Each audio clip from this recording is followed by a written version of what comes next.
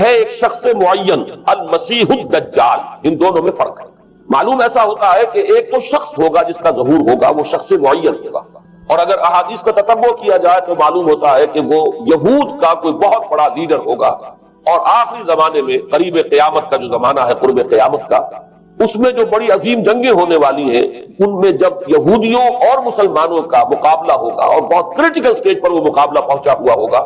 اس وقت حضرت مسیح علیہ السلام کا نزول ہوگا اور وہ دجال اکبر کو یا المسیح الدجال جسے کہا گیا ہے اس کو وہ قتل کرے گا۔ تو المسیح الدجال یہ تو ایک شخص معین ہے، البتہ دجالی فتنہ صرف ایک شخص معین کے ساتھ نہیں متعلق، بلکہ اس کے لیے جو احادیث آئی ہیں ان کا جب ہم تتبع کرتے ہیں، ان سب کو جب جمع کرتے ہیں تو معلوم ہوتا ہے کہ وہ ایک خاص کیفیت ہے، ایک خاص دور میں کچھ ایسی کیفیات پیدا ہو جائیں گی کہ جن کو دجالی فتنے سے تعبیر کیا گیا ہے۔ وہ کیفیات کیا ہے، میں کچھ احادیث کے حوالے سے وہ میں نوٹ کر کے لایا ہوں، آج آپ کے سامنے رکھ رہا ہوں۔ پہلی بات یہ معلوم ہوتی ہے کہ اس دور میں،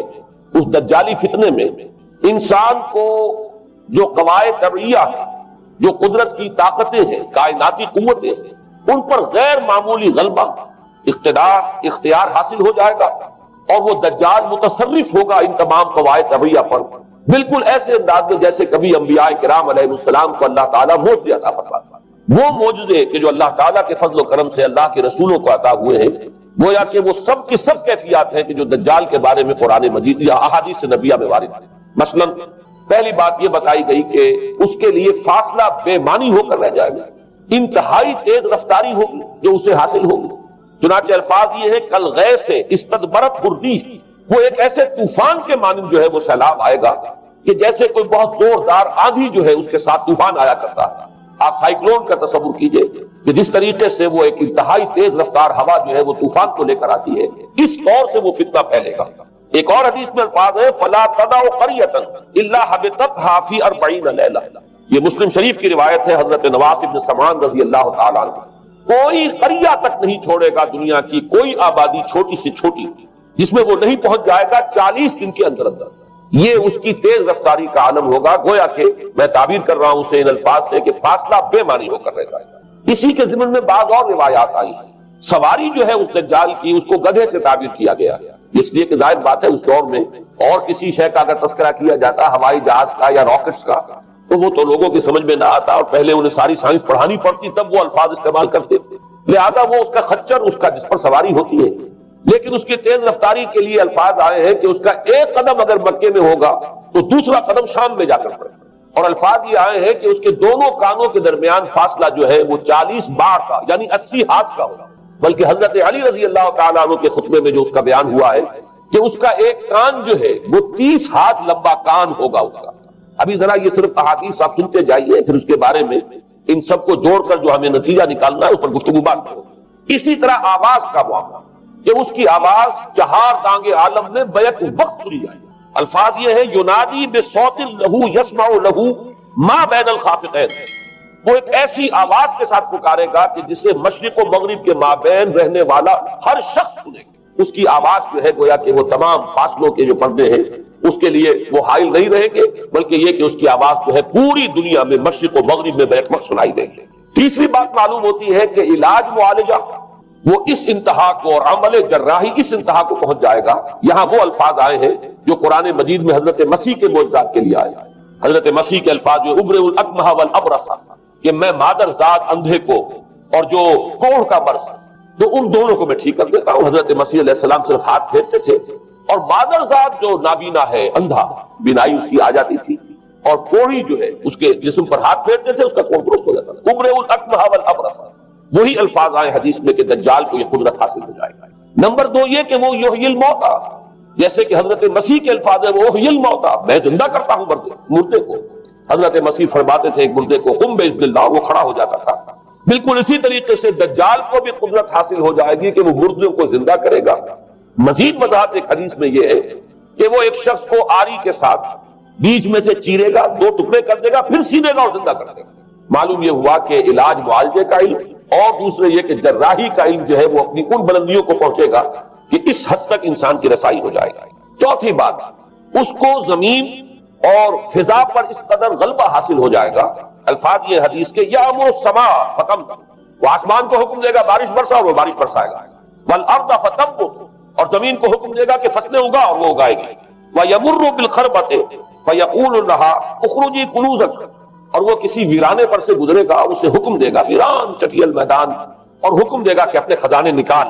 اور فرمایا اس کا نتیجہ یہ نکلے گا فتتبعہ کنوزها، اس زمین کے جو خزانے ہیں وہ نکل کے اس کے ساتھ چلنے شروع ہو جائے گا۔ زمین پر قدرت، فضا پر قدرت، بارش کا حکم ہوگا وہ بارش ہو جائے گی، آسمان بارش برسائے گا، زمین اپنے خزانے اگل دے گی۔ پانچویں بات، وَيُبْعَثُ مَعَهُ الشَّيَاطِينُ عَلَى صُورَةِ مَن مَاتَ،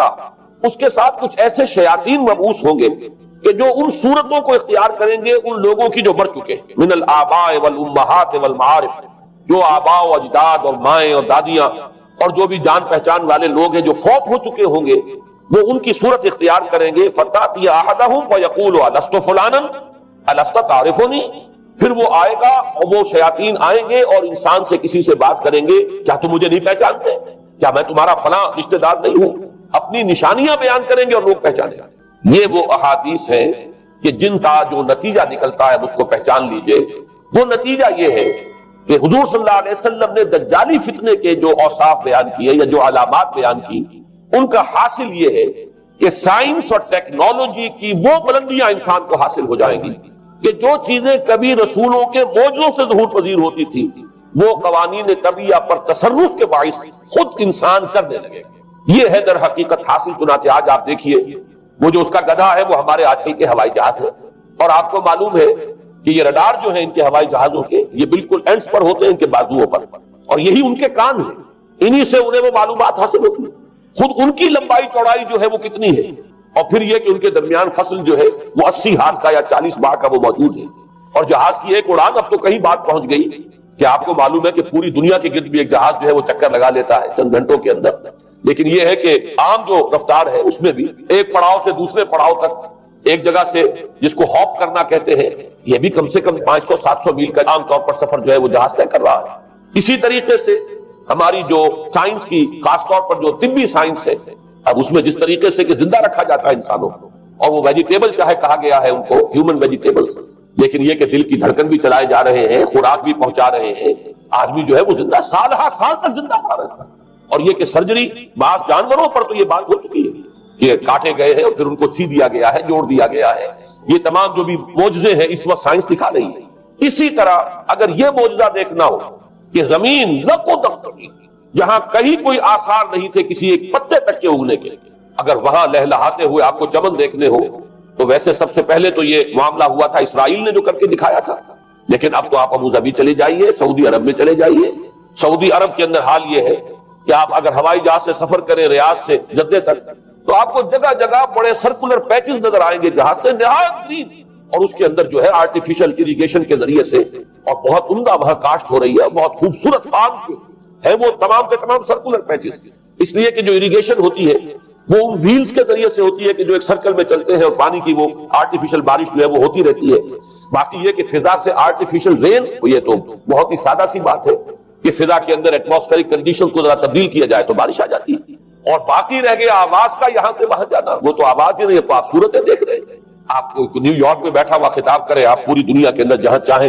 وہ آل ورلڈ اینٹینا آپ کے پاس صرف ہونا چاہیے، باقی یہ کہ آپ دنیا کے کسی بھی گوشے میں بیٹھے ہوئے کسی شخص کا خطاب جو وہ سن سکتے ہیں۔ تو معلوم یہ ہوا کہ در حقیقت یہ جو دجالی فتنہ ہے، یہ جس کے اوصاف جو بیان کیے گئے، ابھی میں اس کو لفظ فتنہ سے تعبیر نہیں کر رہا، اسے جس چیز نے فتنہ بنایا وہ ابھی میں آپ سے عرض کروں گا، لیکن یہ جتنے اوصاف حدیث میں آئے، جتنی صفات بیان ہوئی، جو قوائف وہاں سامنے آ رہے ہیں، ان سب کا حاصل تو ایک لفظ میں یہ ہے کہ سائنٹیفک ڈیولپمنٹ اور ٹیکنالوجیکل ڈیولپمنٹ وہ اس درجے کی ہو جائے گی کہ قواعد طبیعہ پر، فورسز آف دی نیچر پر انسان کو تصرف اور تسلط حاصل ہو جائے گا، اور وہ انہیں استعمال کرے گا، اور اس طریقے سے اس کے اندر وہ ساری کی ساری کیفیات جیسے کہ آج ہم دیکھ رہے ہیں اپنی نگاہوں کے سامنے وہ پیدا ہو جائے گا۔ اب سوال یہ ہے کہ اس شے کو فتنہ کس چیز نے بنایا، یہ بات سمجھ لیجیے۔ جہاں تک سائنسی ترقی کا تعلق ہے، تکنیکی ترقی کا تعلق ہے، یہ چیزیں فی الاصل فتنہ نہیں ہے، یہ تو وہ علم آدم الاسماء کلھا کا ظہور ہے۔ اللہ تعالیٰ نے ازل میں حضرت آدم علیہ السلام کو جو صلاحیت عطا فرما دی تھی، یہ ایکسفولیشن ہے اس کا ظہور ہے۔ جیسے کہ آم کی گٹھلی میں آم کا درخت ہے، لیکن ظاہر بات ہے کہ اس کو درخت بننے میں وقت لگتا ہے، پہلے وہ 2 پتے نکلتے ہیں، پھر وہ بڑھتا ہے معاملہ، کئی سال میں جا کر وہ درخت جو ہے وہ جوان ہوگا، وہ پھل دے گا۔ اسی طریقے سے یوں سمجھیے کہ بالقوہ وہ علم حضرت آدم علیہ السلام کو دے دیا گیا، یعنی وہ صلاحیتیں ودیت کر دی گئی، وہ فیکلٹیز، سمع اور بصر اور فؤاد، دیکھو سنو نتیجہ نکالو اور آگے بڑھو۔ آپ نے چیز دیکھی، ایک سنی، نتیجہ نکالا، اس کو نوٹ کیا، آگے بڑھے، پھر کوئی چیز دیکھی، پھر کوئی سنی، اپنے سابق جو نتیجہ آپ نے نکال کر محفوظ کیا تھا اپنی میموری میں، اس کے ساتھ اس کو ٹیلی کیا، کوئی اور نتیجہ نکل آیا اور آگے بڑھے۔ تو یہ تو سٹیپ بائی سٹیپ، قدم با قدم انسانی علم آگے بڑھ رہا ہے۔ یہ ہرگز فتنہ نہ ہوتا، میرے الفاظ پر توجہ کیجئے، اگر اس کے ساتھ متوازن طور پر ایمان اور روحانیت کا ارتقا بھی ہوتا رہا، اگر اس کے ساتھ اللہ کی معرفت، اللہ کی محبت، آخرت کا ایمان، منزل انسان کی جو ہے وہ آخرت ہے، دنیا نہیں ہے، اگر یہ چیزیں ساتھ کے ساتھ ہوتی تو یہ ہرگز فتنہ در حقیقت اسے جس نے بنایا ہے وہ یہ ہے کہ کچھ ایسے اسباب ہوئے ہیں، اور وہ اسباب آج مجھے بیان کرنے کہ در حقیقت موجودہ عیسائیت اس کا سب سے بڑا سبب ہے۔ اس کے نتیجے میں ایک بہت بڑا گیپ ہے، اپالنگ گیپ ہے، بڑا مہیب خلا ہے، بڑی وسیع خلیج ہے جو حائل ہو چکی ہے کہ ایمان اور روحانیت ختم ہوتے چلے گئے اور یہ ٹیکنیکل اور سائنٹیفک ڈیولپمنٹ بڑھتی چلی گئی۔ ان دونوں کے درمیان جو مہیب خلا پیدا ہوا ہے اس نے اسے فتنہ بنا دیا ہے، اور عظیم ترین فتنہ بنا۔ ورنہ اگر اس کے ساتھ ہی اللہ پر ایمان، آخرت پر ایمان،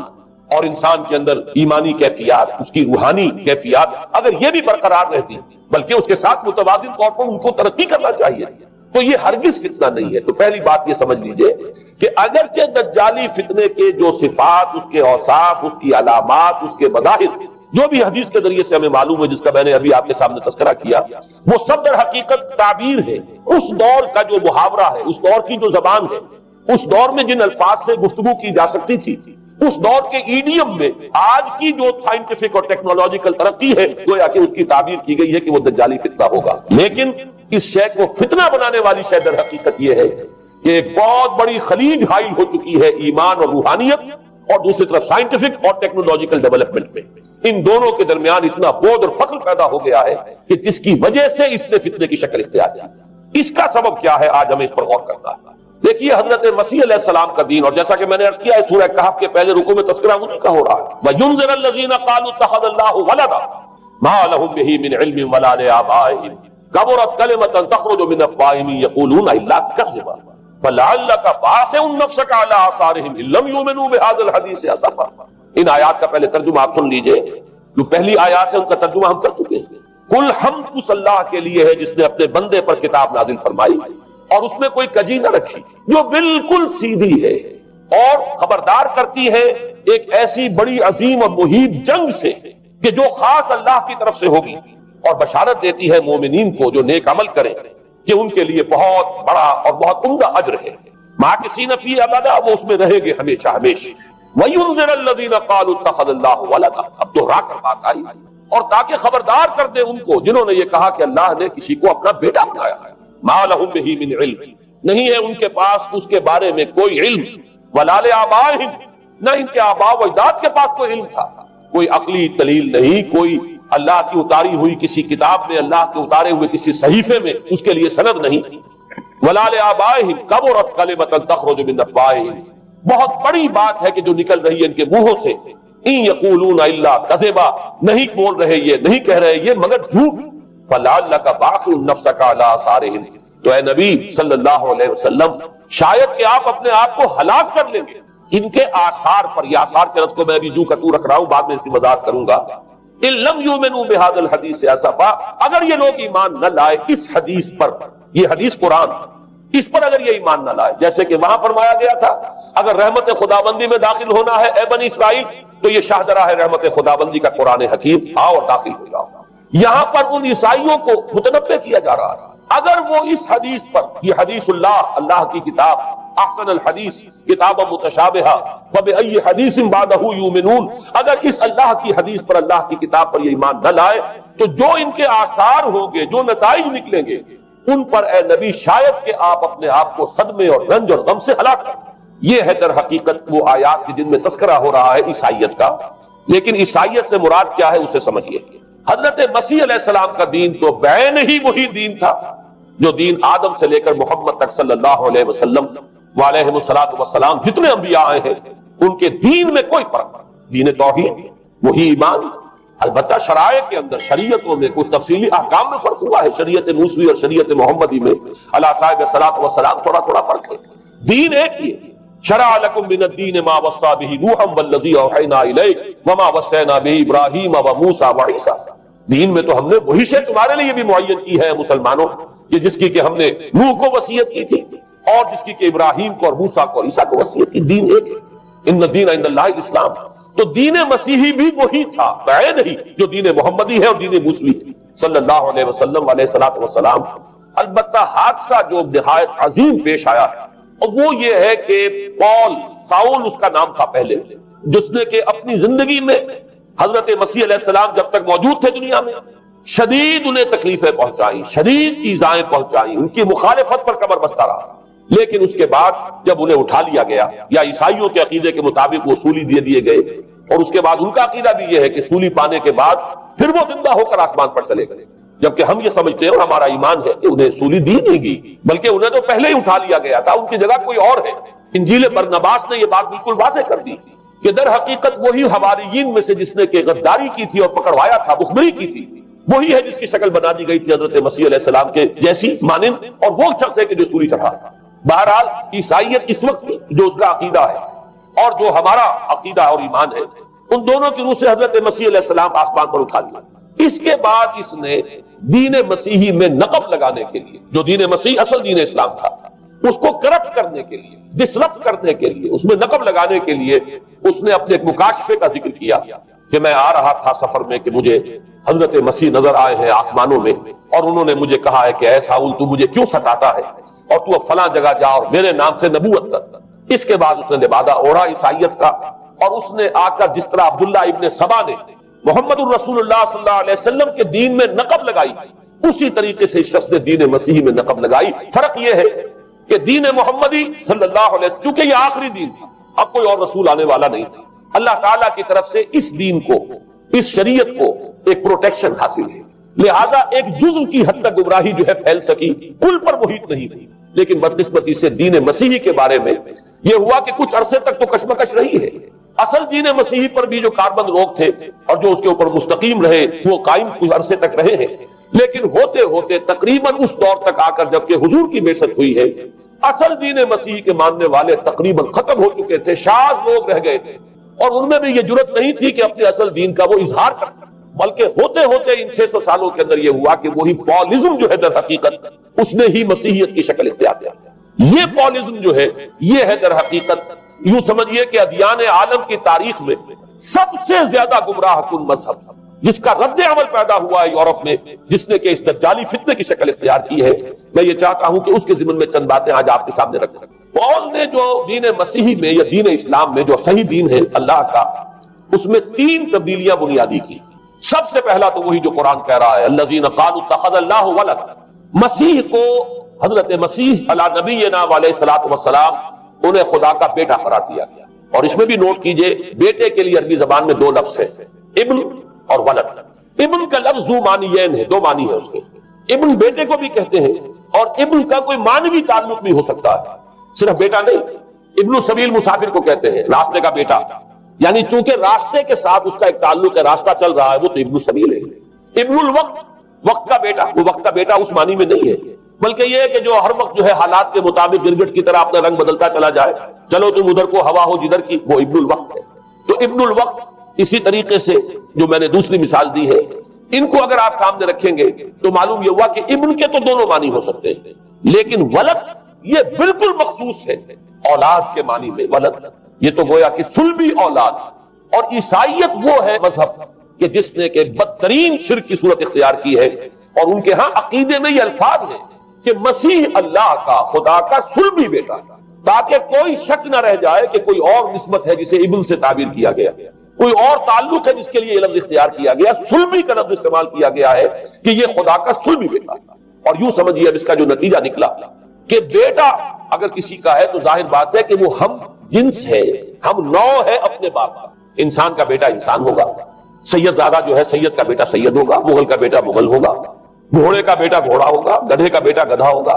معلوم یہ ہوا کہ بعین ہی جو کچھ باپ ہوتا ہے وہی بیٹا ہوگا۔ لہذا اس لفظ نے در حقیقت شرک کی بدترین صورت اختیار کی کہ بالکل اللہ کے برابر، اللہ کا ہم نو، گویا کہ بدترین شرک جو ہے شرک فی الذات ہے، اور شرک فی الذات کی بدترین صورت یہ ہے کہ جو عیسائیت میں آئی ہے کہ حضرت مسیح علیہ السلام کو اللہ کا صلبی بیٹا قرار دیا۔ اب اس کے نتیجے میں چونکہ ظاہر بات ہے کہ آخر بائبل بھی موجود تھی، اس بائبل کو ایک دم کیسے ختم کر دیتا سینٹ پال کہیں یا بہرحال میں تو لفظ سینٹ اس کے ساتھ استعمال نہیں کرنا چاہتا، لیکن چونکہ ہمیں یہ ہدایت ہے قرآن مجید کی بھی کہ جو باطل معبود بنا لیے جاتے ہیں انہیں بھی ہم کوئی ان کے لیے توہین والے الفاظ استعمال نہ کرے، لہذا میں یہ لفظ استعمال کر رہا ہوں، ورنہ جی تو چاہتا ہے کہ کوئی اور لفظ اس کے لیے استعمال کیا جائے، لیکن جو بھی اس وقت دنیا میں اس کا معروف نام ہے پال، سینٹ پال، تو اس نے چونکہ ظاہر بات ہے کہ پوری بائبل کو کیسے ختم کر دیتے، ایک دم تورات کو کیسے ختم کر دیتا، تورات تو آج تک چلی آ رہی ہے بائبل کے ساتھ چلی ہوئی، the old testament the new testament, یہ دونوں مل کر بائبل بنتی ہے، لہذا اب گورکھ دھندا بنانا پڑا انہیں، وہ تسلیس والا گورکھ دھندا، تین میں ایک، ایک میں تین، توحید بھی ہے تسلیس بھی ہے، تین میں ایک، ایک میں تین، اور یہ وہ شے ہے کہ جس نے عقیدے کا تعلق عقل سے منقطع کر دیا، اس سے سمجھ میں آنے والی بات ہے، تین میں ایک، ایک میں تین، ایک گورکھ دھندا ہے، نتیجہ انہوں نے یہ نکالا کہ ڈوگما در حقیقت اس کا عقل سے کوئی تعلق نہیں، ڈوگما اس عقیدہ ہے، اور اس عقیدے ہی کے اوپر سارے دین کی بنیاد ہے، باقی وہ عقل میں آئے نہ آئے، عقل کے لیے قابل قبول ہو یا نہ ہو، یہ بات اچھی طرح سمجھ لیجئے کہ اگرچہ ہمارے ہاں بھی ہم بھی یہ بات کہتے ہیں کہ بہت سے حقائق جو ہے کائنات کے وہ ایسے ہیں کہ جن تک عقل کی رسائی نہیں، اس کے لیے ہم مجبور ہیں، محتاج ہیں وحی کی ہدایت کے، لیکن دو چیزوں میں فرق کیجئے، ایک ہے عقل سے ماورا ہونا اور ایک ہے عقل کے خلاف ہونا، ان دونوں چیزوں میں زمین و آسمان کا فرق ہے۔ ایک وہ حقائق ہے کہ جو عقل از خود ان تک رسائی حاصل نہیں کر سکتی، لیکن جب وہ سامنے آتے ہیں تو عقل تسلیم کرتی ہے کہ ہاں یہ بات سمجھ میں آتی ہے۔ ایک وہ چیزیں ہیں کہ جن کو عقل تسلیم نہیں کرتی، تو ایک ہے مخالف عقل، ایک ہے ورائے عقل، ان دونوں میں زمین و آسمان کا فرق ہے۔ ہمارے دین میں تو عقل کو اپیل کیا گیا ہے، لعلکم تعقلون، لعلہم یعقلون، اولو الالباب الذین یعقلون۔ اب ظاہر بات ہے کہ عقل کو ہاتھو برہانکم ان کنتم صادقین، لاؤ دلیل اپنی، تو دلیل سے عقل سے اپیل کی گئی، اور اس میں وہ رشتہ جو میں نے کئی مرتبہ بیان کیا علامہ اقبال کے اشعار کے حوالے سے کہ عقل گو آستہ سے دور نہیں، اس کی قسمت کے پر حضور نہیں، اور گزر جا عقل سے آگے کہ یہ نور چراغ راہ ہے، منزل نہیں، منزل تک تو عقل نہیں پہنچائے گی لیکن راستہ تو دکھاتی ہے، اور جب کہ وحی کی روشنی سامنے آتی ہے تو عقل اس کی تصدیق کرتی ہے۔ یہ ہے ہمارا موقف اور یہ ہے عقلی معقول موقف، لیکن عیسائیت نے، بلکہ کہنا چاہیے پالزم نے، مجھے یہاں پر لفظ عیسائیت اب استعمال کرنا نہیں چاہیے اس لیے کہ حضرت عیسیٰ سے اب اس کی نسبت نہیں رہی، حضرت عیسیٰ سے اس کی نسبت جو ہے یہ مس نومر ہے، یہ غلط نام ہے۔ دی 100 کا مصنف جو ہے ڈاکٹر مائیکل ہارٹ، اس نے یہ بہت بڑی بات کہی، اس نے کہا در حقیقت موجودہ جو عیسائیت ہے اسے پالزم کہنا چاہیے، یہ پالزم ہے، کرسچینٹی نہیں ہے، اس لیے کہ در حقیقت حضرت مسیح علیہ السلام کی تعلیم جب تک وہ دنیا میں تھے وہ یہ نہیں تھی کہ جو پال نے تھی، البتہ اس نے پال کو بہت بڑا شخص مانا، اس میں کوئی شک نہیں، اس لیے کہ اس نے تاریخ کے ایک دھارے کا جو ہے وہ رخ موڑ دیا ہے، اللہ تعالیٰ کے صحیح دین کو گویا کہ قلع قمع کر کے ایک نیا دین اس طریقے سے پھیلایا ہے کہ آج بھی شاید دنیا میں کثیر ترین تعداد عیسائیت ہی کے نام لیواؤں کی ہے، واللہ عالم، یا شاید گوتم بدھ کے ماننے والوں کی ہے، بہرحال یہ کہ بہت بڑی تعداد میں آج حضرت مسیح علیہ السلام کی طرف جو منسوب ہے غلط طور پر دین، اس کے نام لیوا دیا گیا، اس اعتبار سے وہ یقیناً اس کا تو حق لگتا ہے کہ اس کا نام بھی اس کتاب میں آئے کہ جس نے تاریخ کے اوپر اثرات اپنے پیدا کیے۔ اور حضرت مسیح علیہ السلام جب تک دنیا میں تھے، عیسائیت کی حقیقت بنی اسرائیل یا یہودیت کے ایک فرقے سے زیادہ نہیں تھی، ڈیٹیچ نہیں ہوا تھا یہ دین حضرت موسیٰ علیہ السلام کے دین سے، لیکن یہ کہ پال نے اسے بالکل ایک مستقل بذات ایک جداگانہ دین کی شکل دے دی ہے، تو یہ پالزم نے در حقیقت سب سے پہلا کام یہ کیا کہ عقل سے بالکل تعلق منقطع کر دیا، عقیدہ ڈوگما جو ہے وہ خلاف عقل، جو بات عقل میں آئے نہ آئے بس مان۔ تو پہلی تو یوں سمجھیے کہ نقب جو لگی ہے دین کے اندر وہ اس تسلیس کے حوالے سے، اور تسلیس کا گورکھ دھندا خلاف عقل، لہذا ڈوگما کی جو اس کا لفظ استعمال ہوا ہے کہ بس اس کو تو ہم مانیں گے چاہے وہ عقل کے لیے قابل قبول ہو چاہے نہ ہو۔ دوسرا، اس سے بھی زیادہ آپ دیکھیے ایک سے ایک بڑھ کر اینٹ رکھی جا رہی ہے، خشت اول چونے حد میں مار کر تاثریا امیر ابد دیوار پر۔ دوسرا کفارے کا عقیدہ جو مبنی ہے صلیب کے عقیدے پر۔ مسیح نے انتہائی ذلت کی موت، یعنی صلیب کی موت جو ہے وہ خود کہتے ہیں کہ انتہائی ذلت کی موت، یہ ذلت کی موت کا پیالہ اس لیے پیا تاکہ اس کے ماننے والوں کی طرف سے کفارہ ادا ہو جائے۔ مسیح کفارہ ادا کر چکا ہے، اب جو شخص بھی مسیح کو مان لے گا اس کی گویا کی نجات ہو گئی، اس کا عمل سے کوئی تعلق۔ عمل ہو نہ ہو، بد کردار ہو، اچھا کردار والا ہو، نیک ہو، بھلا ہو، جیسا بھی ہو، برا ہو، بدماش ہو، لچا ہو، لفنگا ہو، مسیح کو مان لے، صرف ماننے پر، اس لیے کہ مسیح تو اس کی طرف سے کفارہ پیش کر چکا، سارے گناہوں کا کفارہ جو ہے مسیح نے انتہائی ذلت آمیز موت جو ہے قبول کر کے گویا کہ اپنے ماننے والوں کے تمام گناہوں کا کفارہ دے دیا۔ یہ دوسرا عقیدہ، اس کا نتیجہ کیا نکلا؟ تثلیث نے عقل سے تعلق توڑ دیا تھا مذہب کا، اس نے عمل سے تعلق توڑ دیا، ڈوگما ہی ڈوگما ہے، نہ عقل سے کوئی تعلق نہ عمل سے کوئی تعلق، کوئی تعلق نہیں رہا۔ دین کی جڑیں جو ہے دونوں اعتبار سے، دین تو نام ان دو چیزوں کا، الا الذین آمنوا وعملوا الصالحات، دونوں کی گویا کہ جڑیں منہدم ہو گئیں، بنیادیں منہدم ہو گئیں، جڑیں کاٹ دی گئیں کہ نہ اس کا تعلق عقل کے ساتھ ہے نہ عمل کے ساتھ۔ تیسری بات آئی ہے، اس نے کہا شریعت منسوخ۔ یہ عجیب ہے، دیکھیے جسے آئرنی آف فیٹ کہتے ہیں انگریزی زبان میں، ابھی تک بائبل کے اندر سینٹ میتھیو کے جو روایت ہے، متی کی انجیل جسے کہا جاتا ہے، gospel of the lord according to saint Matthew, اس میں جو سرمن آف دی ماؤنٹ ہے، ایک وعظ ہونے کے اعتبار سے واقعتاً میں اس کی عظمت کا بڑا قائل ہوں، عظیم ترین وعظ ہے دنیا کا۔ اس کے شروع میں یہ الفاظ موجود ہیں، don't think I have come to destroy law, ہرگز یہ نہ سمجھنا کہ میں شریعت کو ختم کر دے آیا۔ وہ یہ کہہ کر گئے تھے کہ شریعت موسوی تم پر لاگو رہے گی، عائد رہے گی، لیکن پال نے تیسرا نقب لگایا، شریعت ثابت کر دیا۔ اس کی ضرورت کیوں محسوس ہوئی یہ بھی سمجھ لیجئے۔ حضرت مسیح یہ کہہ کر گئے تھے کہ میں صرف بنی اسرائیل کے لیے آیا ہوں، میں اسرائیل کے گھرانے کی کھوئی ہوئی بھیڑوں کی تلاش میں آیا ہوں۔ انجیل میں یہ الفاظ آج بھی موجود ہیں۔ حضرت مسیح نے اپنے حواریین کو جب بھیجا ہے کہ اب جاؤ تبلیغ کرو میری طرف سے، اس کی ہدایتوں میں ایک ہدایت یہ بھی ہے کہ تمہیں صرف اسرائیلیوں تک تبلیغ کرنی ہے، باہر نہیں، میں صرف اسرائیلیوں کی طرف رسول بنا کر بھیجا گیا ہوں۔ یہ الفاظ بھی موجود ہیں، اگرچہ اس وقت کے انجیل میں جو الفاظ ہیں وہ تو میں سمجھتا ہوں کہ حضرت مسیح علیہ السلام کے شایان شان نہیں ہے، وہاں کوئی نہ کوئی تحریف ہوئی ہے لفظی، اس لیے کہ وہاں تشبیہ یہ دی گئی ہے کہ کوئی اپنے بچے کے حصے کی روٹی جو ہے کتے کے آگے نہیں ڈالتا۔ گویا کہ جینٹائلز جو ہیں، غیر بنی اسرائیلی، انہیں اس جملے کی روح سے انہیں کتوں سے تشبیہ دی جا رہی ہے کہ میرے پاس میرے بچوں کے حصے کی روٹی ہے، میرے بچے ہیں اسرائیلی، میری روٹی جو ہے یہ جو میرے پاس ہے وہ اسرائیلیوں کے لیے ہے، کوئی اپنے بچوں کے حصے کی روٹی کتے کو نہیں کھلاتا۔ یہ جملہ جو میں سمجھتا ہوں حضرت مسیح کا نہیں ہو سکتا، لیکن یہ ہدایت کہ تمہیں تبلیغ صرف اسرائیلیوں میں کرنی ہے، یہ قرآن مجید کی روح سے ثابت ہے، اس لیے کہ قرآن بھی یہ کہتا ہے کہ رسولاً الی بنی اسرائیل، حضرت مسیح علیہ السلام رسول بنا کر بھیجے گئے تھے بنی اسرائیل کی طرف، اس لیے کہ وہ یوں سمجھیے کہ جسے ہمارے ہاں عام اصطلاحات میں علماء کہا کرتے ہیں تاج و تخت ختم نبوت، وہ تاج و تخت ختم نبوت تو ابھی منتظر تھا محمد رسول اللہ صلی اللہ علیہ وسلم کی آمد کا، کہ وہی آئیں گے تو انہی کی بعثت ہوگی پوری نوع انسانی کی طرف۔ آپ سے پہلے کسی رسول کی بعثت پوری نوع انسانی کی طرف نہیں ہوئی بشمول حضرت مسیح علیہ السلام۔ ہر جو ہے رسول جو آیا ہے آپ سے پہلے اپنی اپنی قوموں کی طرف آیا ہے، لیکن اس پال نے کیا کیا؟ پہلے تو یہ اصول توڑا، ہم اس دین مسیحی کی یا جو پالزم ہے اس کی اب تبلیغ کریں گے غیر اسرائیلیوں میں بھی۔ وہاں انہیں دقت پیش آئی، شریعت موسوی بڑی بھاری شریعت ہے، اب وہ بھاری شریعت جو ہے اس کو قبول کرنا تو لوگوں کے لیے آسان نہیں ہے۔ انہوں نے یہ کیا کہ یہ شریعت تم پر ثابت، شریعت کا بوجھ تم پر نہیں، برڈن آف لا یہ تمہارے لیے نہیں۔ اور میں یہاں مثال دے دینا چاہتا ہوں، میں نے ہی تاریخ نے اپنے آپ کو دہرایا ہے، عبداللہ ابن سبا نے جو فتنہ شروع کیا تھا ہمارے ہاں، ہماری تاریخ میں جو اس کے اثرات میں پیدا ہوئے، ان میں سے ایک جو ہے وہ شکل وہ اسماعیلیت والی ہے، کہ اسماعیلیت نے بھی بعین ہی یہی شکل اختیار کی ہے۔ ہندوستان میں آ کر جب اسماعیلی داعیوں نے جب تبلیغ کی ہے تو شریعت ثابت کر دیا۔ آج آپ کو جو اسماعیلی ملیں گے ان کے ہاں کوئی شریعت نہیں ہے، کوئی نماز نہیں، مسجد ان کی ہوتی نہیں، جماعت خانہ ہوتا ہے، وہ کلب گھر ہے، آتے ہیں جمع ہوتے ہیں، کھانا کھاتے ہیں، اللہ اللہ خیر صلی اللہ کو باتیں چیتیں کرتے ہیں، ان کے اوپر شریعت ہے ہی نہیں، نہ روزہ ہے نہ نماز ہے۔ اور بعین ہی وہی جو اختیارات میں ابھی آپ کو بتاؤں گا کہ جو پوپ کے ہیں وہی ان کے امام حاضر کے اختیارات۔ بہرحال تیسری نقب جو میں نے عرض کی آپ سے وہ یہ تھی کہ شریعت منسوخ، اس کا نتیجہ کیا نکلا؟ اب دیکھیے ذرا غور کیجئے، ایک بہت بڑا خلا پیدا ہو گیا، وہ خلا کون پر کرے گا؟ شریعت کے بارے میں سارے اختیارات اب پوپ کو حاصل، وہ جس چیز کو چاہے حلال کر دے، جس چیز کو چاہے حرام کر دے، جس چیز کو چاہے قرار دے دے کہ یہ ممنوع ہے، جس چیز کی چاہے اجازت دے دے، اس لیے کہ اب شریعت تو نہیں، خلا ہے، اس میں سوالات تو پیدا ہو گئے، یہ کام کیا جائے یا نہ کیا جائے، کون کرے گا؟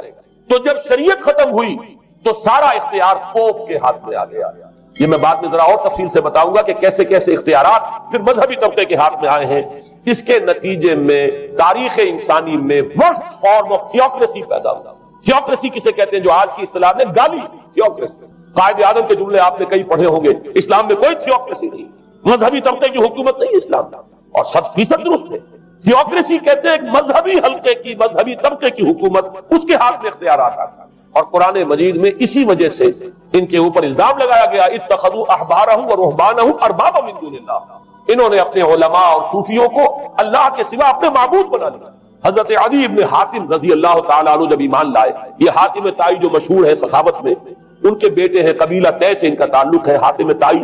تو طے سے ہے، ان کے بیٹے عدی ہیں، یہ عیسائی تھے۔ یہ جب ایمان لائے اور پھر انہوں نے قرآن پڑھا تو انہیں ایک اشکال ہوا کہ قرآن مجید میں تو ہم پر الزام لگایا گیا ہے کہ اتخذوا احبارهم ورهبانهم اربابا من دون اللہ، تو عرض کیا انہوں نے، ڈرتے ڈرتے عرض کیا ہوگا حضور کی خدمت میں کہ حضور یہ بات تو کچھ درست نہیں معلوم ہوتی، ہم نے تو کبھی اپنے علماء اور رہبان کو خدا نہیں سمجھا، وہ اس مغالطے میں تھے کہ جب تک سجدہ نہ کیا جائے شاید خدا نہیں مانا گیا۔ حضور نے پوچھا کیا ایسا نہیں ہے کہ جس چیز کو وہ حلال کہتے تم حلال مان لیتے ہو، جس چیز کو حرام کہتے ہیں حرام مان لیتے ہو؟ جی ہاں یہ تو ہے، یہی تو فرمایا اربابا من دون اللہ، تحلیل و تحریم کا اختیار صرف اللہ کا ہے، یا اللہ کے نمائندے کی حیثیت سے اس کے رسول کے پاس ہے جس کو وحی آتی ہے، اس کے بعد کسی کو اختیار نہیں۔ اجتہاد کر سکتا ہے لیکن اجتہاد کے لیے دلیل دینی ہوگی، نص سے، کتاب اللہ سے کوئی دلیل لاؤ، سنت رسول اللہ سے کوئی دلیل لاؤ، استنباط کرو، عقل سے بات کرو، لیکن یہ ہے کہ تحلیل و تحریم یہ خدائی اختیار ہے، اللہ کے ہاتھ میں اس کا اختیار ہے، اور اللہ کے نمائندے کی حیثیت سے زیادہ یہ اللہ کے رسولوں کے ہاتھ میں اختیار آتا ہے، اس کے علاوہ کسی کے لیے، کسی اور کے لیے یہ مان لیا گیا تبھی تو ان کو خدا بنا لیا گیا۔ اسی معنی میں آج کی جمہوریت جو ہے وہ بدترین شرک ہے کہ یہاں یہ تسلیم کیا جاتا ہے کہ سوورنٹی جو ہے وہ عوام کی ہے، سوورنٹی آف دی پیپل۔ کیا معنی ہے کہ عوام کے نمائندے جو چاہیں قانون بنا دیں، جس چیز کو چاہیں حلال ٹھہرائیں، جس چیز کو چاہیں حرام ٹھہرائیں، ان کے پاس حلت و حرمت کے جو پورے اختیارات ہیں ان کے پاس آ گئے۔ یہی تو خدائی مقام ہے، خدا کا مقام دے دیا گیا، اس سے بڑا شرک کیا ہوگا؟ در حقیقت حاکمیت غیر اللہ اس دور کا سب سے بڑا شرک۔ تو وہاں یہ حق جو ہے دے دیا گیا علماء کے ایک طبقے کو، پوپ کو، تو گویا کہ تاریخ انسانی کی بدترین تھیوکریسی، بدترین مذہبی استبدادی حکومت قائم ہوئی ہے یورپ میں۔ اس کے حوالے سے میں کچھ تاریخی حوالے بھی اب آپ کے سامنے رکھ دوں۔ دیکھیے جب تک پال نے یہ کام شروع کیا ہے تو تقریباً 3 صدیوں تک تو یہ صرف ایک مذہبی تبلیغ کا کام ہوا ہے۔ انہوں نے کوششیں کی، محنتیں کی، پیغام پہنچایا، اور جیسا کہ میں عرض کر چکا ہوں اس وقت تک گڈمٹ تھے، پال کے ماننے والے بھی تھے اور حضرت مسیح کے جو اصل صحابہ تھے جو ان کے حواریین تھے ان کے ماننے والے بھی تھے، لہذا کشمکش ان کے اندر بھی چل رہی تھی۔ لیکن ظاہر بات ہے کہ حضرت مسیح کے اصل حواریین وہ تو اول تو یہ کہ اپنی گفتگو رکھ رہے تھے محدود بنی اسرائیل تک، نمبر 2 یہ کہ انہوں نے تو شریعت کو ثابت نہیں مانا۔ جنگل کی آگ کی طرح جو مسیحیت پھیلی ہے وہ پالزم والی مسیحیت، اس لیے کہ اس میں تو کوئی شریعت کا کوئی بوجھ نہیں، کوئی حلال نہیں، کوئی حرام نہیں، کوئی نماز نہیں، کوئی روزہ نہیں، لہذا یہ تیزی کے ساتھ پھیلی اور 300 برس تک تو ایک کشمکش جو ہے جاری رہی۔ انہوں نے تبلیغیں کی، مصائب جھیلے، کشمکش اندر بھی چلی باہر بھی چلی، لیکن اس کے بعد قیصر روم کانسٹنٹائن، قسطنطین جسے کہتے ہیں، جس کا یہ قسطنطنیہ ہے، کانسٹنٹائن، اس نے یہ محسوس کیا بالکل اکبر کی طرح، جیسے اکبر نے محسوس کیا تھا کہ میری مملکت کے اندر یہ مذہبی تصادم جو ہے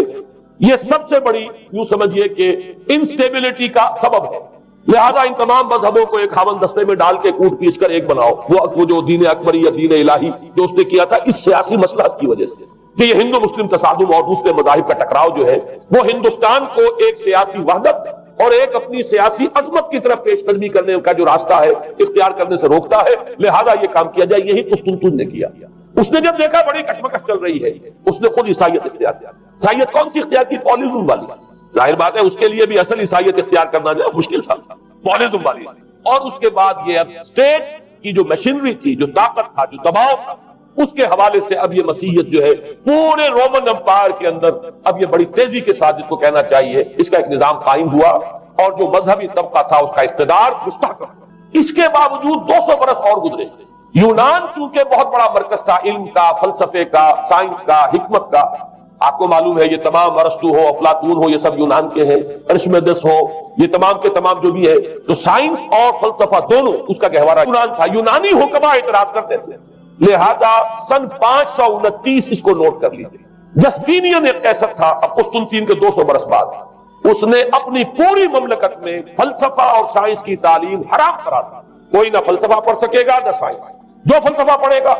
اس کو مرتد قرار دے دیا جائے گا اور زندہ آگ میں جلا دیا جائے گا۔ انکوزیشن کورٹس قائم ہوئی، وہ صرف مذہبی عدالتیں اس لیے قائم ہوتی تھی کہ جس کے بارے میں معلوم ہو جائے کہ یہ فلسفہ پڑھتا ہے یا یہ سائنس پڑھتا ہے، اس لیے کہ فلسفہ اور سائنس دونوں جڑ کاٹتے ہیں اس ڈوگما کی۔ وہ ڈوگما جو پالزم والا ڈوگما ہے اس کی جڑ کھودنے والی ہے دونوں چیزیں، اور چونکہ وہ دونوں عقل کو اپیل کرتی ہیں، یہ ڈوگما عقل کے متضاد ہے، لہذا مذہب کا تحفظ اسی طرح ہو سکتا ہے کہ اب ان دونوں کو بالکل ممنوع قرار دے دیا جائے۔ یوں سمجھیے کہ تقریباً 1000 برس تک یورپ میں، چونکہ سب سے بڑی امپائر ہے،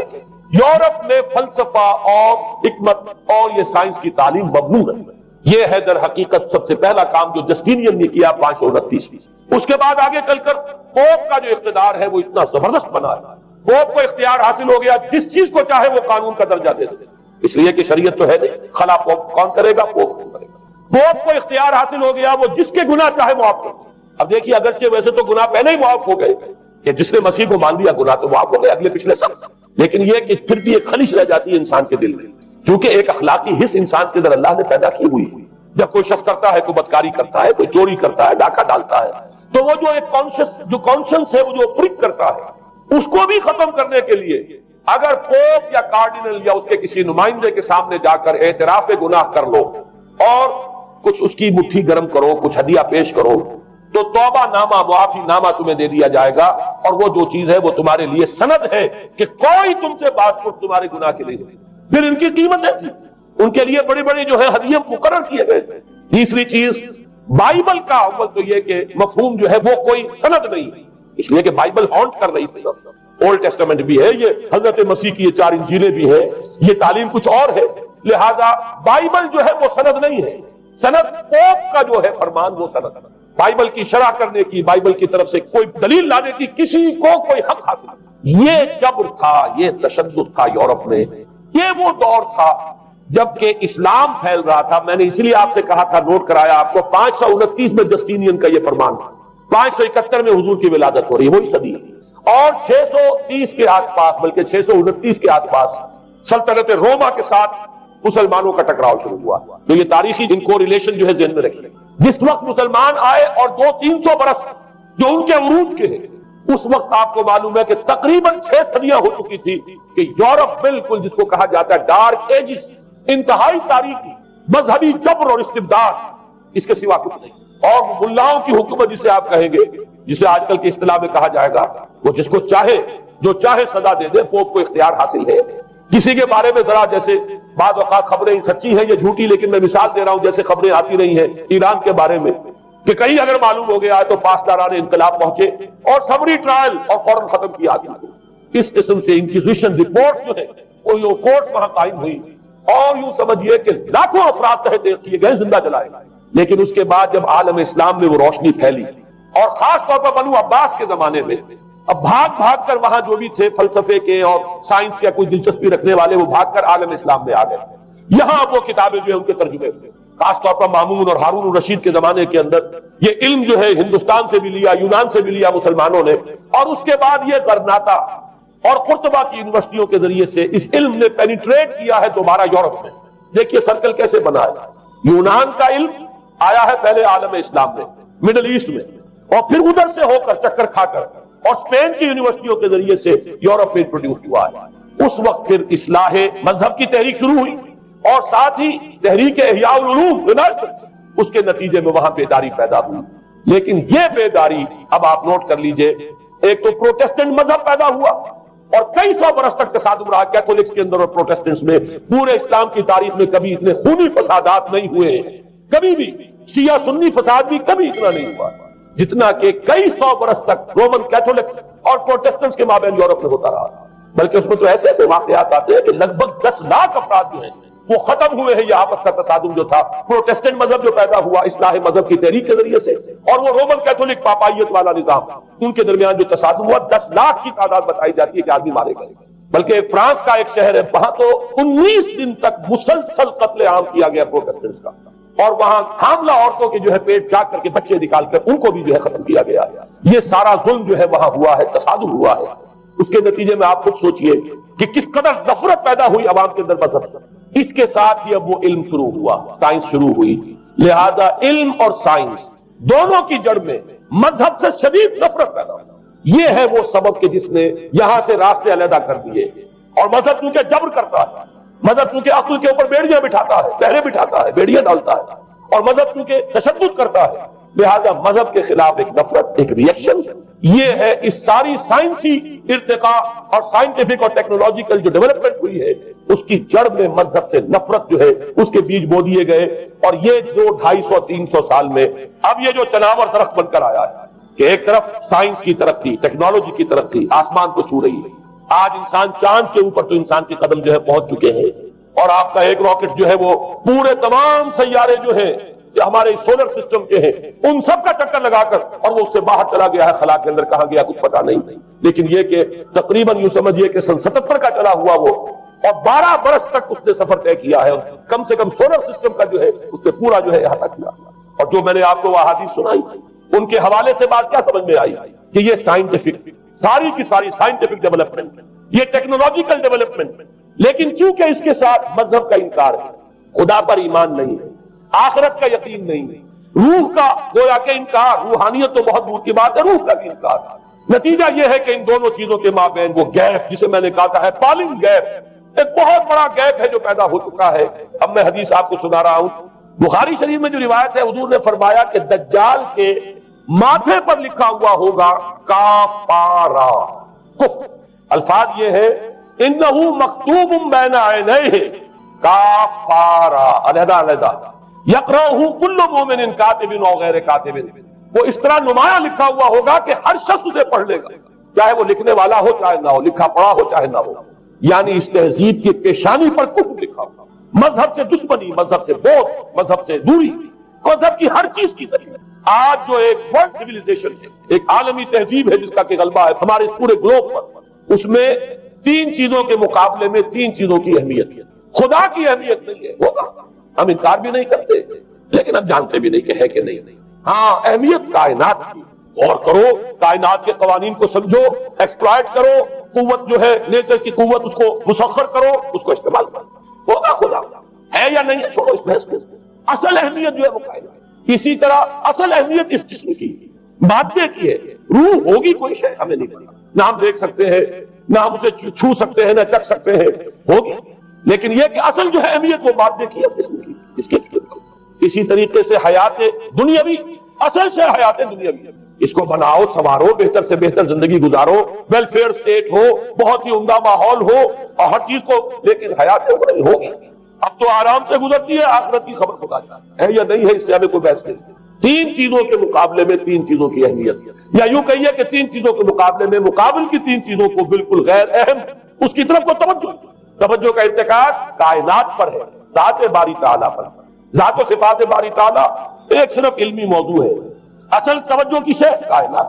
روح ہوگی کوئی شے، اصل شے جسم ہے اور مادہ. حیات اخروی ہمیں نہیں پتا، کسی نے واپس آ کر خبر نہیں دی مرنے کے بعد، لہذا ہم نہیں کہہ سکتے ہے کہ نہیں. البتہ یہ کہ حیات دنیا بھی تو ہے، اس کو مضبوطی کے ساتھ تھامو، اس کو بہتر بناؤ. توجہ کا اصل ارتکاز حیات دنیاوی پر. یہ ہے وہ گلوبل سیویلائزیشن جو در حقیقت یورپ سے ابھری، اور یورپ سے ابھری ہے، اس کی بنیاد میں مذہب کی دشمنی موجود تھی. جو رد عمل تھا در حقیقت اس پاپائیت کے نظام کا، جو پولزم کے ذریعے سے دنیا میں قائم ہوا، یہ وجہ ہے. اور آج انسان جہاں کھڑا ہے غور کیجئے، انتہائی ہولناک جنگ جو ہے وہ اس کے سر پر ایک خطرے کے طور پر مسلط ہے. 2 جنگیں اس ایک صدی میں ایسی ہو چکی ہیں جنہیں اپنے ورلڈ وار 1 اور ورلڈ وار 2 اتنے بڑے پیمانے پر قتل و غارت دنیا میں پہلے کبھی نہیں تھی. اس لیے کہ پہلے فوجوں کی جنگیں ہوتی تھی، آبادیوں پر جا کر کہیں کو قتل عام ہو گیا، ورنہ یہ کہ قبضہ لیا. پہلے وہ کسی اور کی ریت سے، اب کسی اور کی ریت ہو. آیا بابر آیا، اس نے پانی پت کے میدان کے اندر ابراہیم لودھی کو شکست دی. دلی میں آ کر اس نے کسی کا خون نہیں بہایا، بس وہ آگے تک پر قابل ہو گئے. کہیں کہیں ہوئے ہیں فتنے یا پھر عذاب الہی آتے رہے ہیں کہ رسولوں کے انکار کی سزا کے طور پر قوم نسیہ منسیہ کی گئی ہے. لیکن جنگیں جو دنیا میں ہوتی تھی، وہ جنگوں کا معاملہ جو ہے وہ اس طرح کا ہوتا، وہ فوجوں کے درمیان ٹکراؤ ہوتا تھا. میدان جنگ میں پشتوں کے پشتے لگتے تھے، لیکن اس کے بعد نہیں ہو گیا. کہیں کسی نے بہت پختہ نکالی دی. لیکن اس صدی میں اب جو جنگیں ہوئی ہیں اس سے تو ملک کے ملک آبادیاں ختم ہوئی. اور جو تیسری جنگ ہوگی یہ جان لیجیے، آخر انسان کب تک اسے ٹالے گا. رشیا کے بارے میں یہ سمجھنا کہ وہ پیچھے ہٹ گیا ہے، پسپائی اختیار کر لی، اس نے بہت بڑی حماقت ہے. وہ در حقیقت اب ڈپلومیسی کی راہ سے سپریمیسی چاہتا ہے، لہذا تصادم تو ہو کر. مولانا مناظر حسن گیلانی رحمۃ اللہ علیہ کے خیالات جو ہے وہ مجھے اس سورہ کہف کے ابتدائی آیات کے ضمن میں مجھے ان سے اتفاق ہے، اور بہت سی چیزیں ان سے ماخوذ ہیں. اسی طریقے سے جو حدیث اب میں آپ کو بتا رہا ہوں، میرے سامنے اس کا متن نہیں ہے. مولانا حامد میاں رحمۃ اللہ علیہ انہوں نے مجھے یہ بتایا تھا کہ جو میں نے جمع کیے ہیں حالات و واقعات، قیامت سے پہلے جو حالات و واقعات پیش آنے والے ہیں، جن کی پیشین گوئی احادیث میں ہیں، ان سے معلوم ہوتا ہے کہ ایک بہت بڑی خوفناک جنگ، اتنی بڑی خوفناک جنگ. اور ان کے الفاظ یہ ہے کہ اس میں دونوں فریق جو ہوں گے ان میں بڑی تعداد عیسائیوں کی ہوگی، ادھر بھی ادھر بھی. ایک طرف البتہ عیسائیوں کے ساتھ مسلمان بھی ہوں گے، یہودی بھی ہوں گے، اور دوسری طرف خالص عیسائی طاقت، اور ان کے درمیان اتنی خوفناک جنگ ہوگی. الفاظ ان کے یہ ہے اس حدیث کے جو انہوں نے مجھے بتائے، ایک پرندہ سینکڑوں میل تک پرواز کرے گا اور اسے سوائے لاشوں کے اور کچھ نظر نہیں. آپ تصور کیجئے اگر ایٹمک وار ہو جاتی تو یہی ہوگا، تہس نہس ہو جائے گا، ختم ہو کر رہ جائے گا. اور یہ چیز جو ہے یہ بہرحال یہ جتنا کچھ پائل اپ کیا گیا ہے، یہ ڈسٹرکٹیو فورس سائنس کی، یوں سمجھیے کہ معراج اب یہی ہے. اب تو سٹار وارز کی باتیں ہو رہی ہیں کہ صرف زمین پر نہیں، باہر بھی یہ جنگیں ہمیں لڑنی پڑیں گی. لیکن یہ کہ اس کا کیا حال ہوگا. امریکہ میں ایک پکچر تیار کی گئی تھی، دی ڈے آفٹر، غالباً اس کا نام ہے. اس میں ایک نقشہ دکھایا گیا ہے اس قدر ہولناک کہ یہ 100 اور اونچی منزلہ عمارتیں جو ہے یہ ایسے جیسے کہ کچے گھروندے ہوتے ہیں، ایسے وہ پگھل کر رہ جائیں گی. اور یوں سمجھیے کہ انسان جو ان کے اندر ہوں گے، ایک ایک منزل کے اندر، ایک ایک ایسی 100 منزلہ عمارت کے اندر ہزاروں آدمی ہوتے ہیں، جیسے کہ کوئی ایسی کالونی ہو کوئی ان کی ڈیوٹیوں کی، اور اس پوری کالونی کو آپ اپنے پاؤں سے بسر دیں. ایسے انسانوں کا اگر وہ جنگ ہو جاتی جس کا نقشہ کھینچا گیا. یہ ہے در حقیقت وہ بات کہ جو مولانا مناظر حسن گیلانی فرما رہے ہیں ان آیات مبارکہ میں، وَيُنذِرَ الَّذِينَ قَالُوا اتَّخَذَ اللَّهُ وَلَدًا، تاکہ خبردار کر دے یہ قرآن ان لوگوں کو جنہوں نے کہا ہے کہ اللہ نے بیٹا بنایا ہے، بدترین شرک کا جنہوں نے ارتکاب کیا. اور اسی ولدیت مسیح کے عقیدے سے وہ ساری کرپشن جو ہے دین خداوندی کی، دین مسیح کی اصل جو دین تھا اس کی جو ہوئی ہے، اس کے نتیجے میں آج نوع انسانی وہاں کھڑی ہے. اسی لیے آیت نمبر 2 میں فرمایا وَيُنذِرَ بَأْسًا شَدِيدًا مِّن لَّدُنْهُ، تاکہ خبردار کر دے ایک بہت بڑی جنگ سے. ہمارے اکثر مفسرین نے یہاں پہ ایک بہت بڑا عذاب کہہ کر جو ہے وہ گزر گئے، لیکن واحد یہ لفظ ہے قرآن مجید کا یہ مقام ہے جہاں لفظ باس آیا ہے. اور مولانا مناظر حسن گیلانی نے بحث کی، باس تو جنگ کو کہتے ہیں، قرآن مجید میں جہاں بھی یہ لفظ آیا جنگ کو کہتے ہیں. تو ایک بہت بڑی ہولناک جنگ جس کے لیے فرمایا مِن لَّدُنْهُ، یہ تمہارے اپنے پیمانوں پر نہیں آئے گی، یہ تمہارے حساب کتاب میں نہیں آ سکتا جو ڈسٹرکشن ہوگی. جیسے کہ آپ علم لدنی کہتے ہیں، ایک علم وہ ہے جو جانے بوجھے طریقے سے حاصل کیا جاتا ہے، ایک علم لدنی ہے جو خاص اللہ تعالیٰ اپنے کسی بندے کو عطا فرما دے. اس جنگ کی جو ہلاکت خیزی ہے وہ تمہارے حساب کتاب میں آنے والی نہیں ہے. لِيُنذِرَ بَأْسًا شَدِيدًا مِّن لَّدُنْهُ وَيُبَشِّرَ الْمُؤْمِنِينَ الَّذِينَ يَعْمَلُونَ الصَّالِحَاتِ أَنَّ لَهُمْ أَجْرًا حَسَنًا مَّاكِثِينَ فِيهِ أَبَدًا. البتہ اللہ تعالیٰ بچائے گا اپنے اہل ایمان بندوں کو جو نیک عمل پر بھی قائم. اب میں وہ حدیثیں آپ کو سنا دوں. میں نے پہلے بخاری کی حدیث آپ کو سنا دی کہ اس پورے فتنے کے معلوم ہوگا کہ اس کی دونوں آنکھوں کے مابین کافارا لکھا ہوا ہے، کفر. گویا کہ یہ سمبل ہے، یہ علم، یہ علامت ہے اس جدید موجودہ تہذیب کی. کفر، الحاد، مادہ پرستی، خدا کا انکار، آخرت کا انکار، روح کے وجود کا انکار. اس کے بعد فرمایا، یہ ابو داؤد کی روایت ہے، فواللہ ہے تو خدا کی قسم وہ وقت جب آئے گا، ان الرجل لیاتی ہے وہو یحسب انہ مومن، ایک شخص حاضر ہوگا اس کے پاس، دجال کے پاس، اور وہ شخص اپنے آپ کو مومن سمجھتا ہوگا کہ مومن ہے. وَيَتَّبِعُهُ بِمَا يُبْعَثُ بِهِ الشُّبْهَاتِ، لیکن جو شبہات اس فتنے کی وجہ سے اس کے اندر پیدا ہو جائیں گے اس کی وجہ سے وہ بھی اسی کی پیروی کرے. آج آپ عالم اسلام کا نقشہ دیکھ لیجیے، ذہنوں کے اندر جو شبہات ہیں، ایمان کے بارے میں یقین کی کیفیت کتنوں کو حاصل ہے، وہی ساری ہماری بھی ویلیوز ہیں، وہی مادی تہذیب جو ہے آج ہم بھی اسی کے پیروکار ہیں. سمجھتے ہیں اپنے آپ کو مسلمان، سمجھتے ہیں وہ، لیکن ذرا تجزیہ کیجیے. اسی کو میں نے اپنے اس کتاب کے میں اسلام کی نشرت ثانیہ میں تفصیل سے واضح کیا کہ در حقیقت رگ و پے میں سراج کر گئی ہے یہ تہذیب. بظاہر جو ہے نظر آتا ہے جیسے روئے ارضی پر، زمین کے اوپر تو آپ کو کہیں اونچائی نظر آ جائے گی، کہیں نیچائی نظر آ جائے گی، کہیں پانی ہے، کہیں خشکی ہے. ذرا اوپر چلے جائیں تو ہوا ہے، ہوا کا غلاف پورے ارضی کو اپنے اندر لیے ہوئے. یہی حال ہے ہر ملک میں آپ چلے جائیں، نیچے کے لوگوں میں کچھ مذہب ادب نظر آ جائے گا تھوڑا بہت. ہندوستان میں بھی اگر کوئی مندروں میں جاتا تو گھٹیا آدمی جاتے ہیں، بیچارے نیچ لوگ جاتے ہیں، بڑا لوگ آدمی کوئی نہیں جاتا. ہمارے ہاں بھی جا کے ہوتے ہیں مساجد میں، سفارا تو غریب، پردہ رکھتے ہیں اگر کوئی تمہارا تو غریب. شہروں میں کاروباری طبقہ ضرور ایسا ہے جو نماز روزے کے ساتھ اس کا ایک شوق ہے، لیکن آپ جا کے دیکھ لیجیے دیہات کے اندر کیا حال ہے. تو معلوم یہ ہوا کہ نیچے تو شاید کچھ نہ کچھ فرق ہے، یہ مسلمان ملک ہے، یہ ہندو ملک ہے، یہ فلاں ملک ہے، یہ بدھ مت کا ملک ہے. لیکن اوپر چلے جائیں،